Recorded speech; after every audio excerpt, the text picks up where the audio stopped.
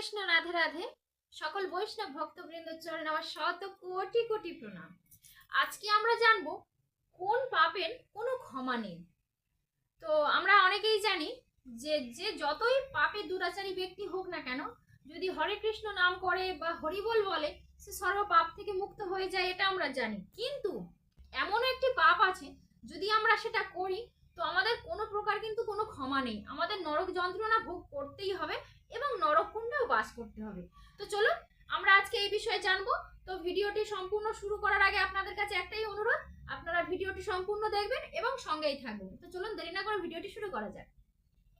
তো ভগবান নারায়ণ কলিরাজকে বলেছিলেন, তাকে একটি দায়িত্ব দিয়েছিলেন যে 84 লক্ষ নরককুণ্ড তাকে পরিপূর্ণ করতে হবে।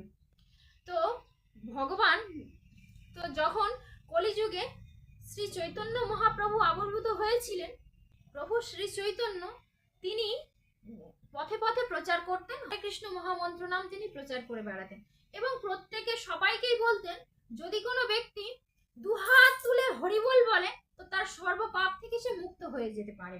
তো সর্বদা তিনি সবাইকে বলতেন এবং কলিযুগে যেহেতু ভগবান নিজেই সেটি বলেছেন, তো কলিরাজ তিনি তখন চৈতন্য মহাপ্রভুর কাছে এলেন, এসে তখন বলছেন, আমাকে যে কাজের দায়িত্বটি দেওয়া হয়েছে, তাহলে সবাই যদি দুহাত তুলে হরিবল বলে যদি সর্বপাপ থেকে মুক্ত হয়ে যায়, তাহলে আমার 84 লক্ষ নরককুণ্ড কিভাবে ভর্তি হবে বা কিভাবে পরিপূর্ণ হবে?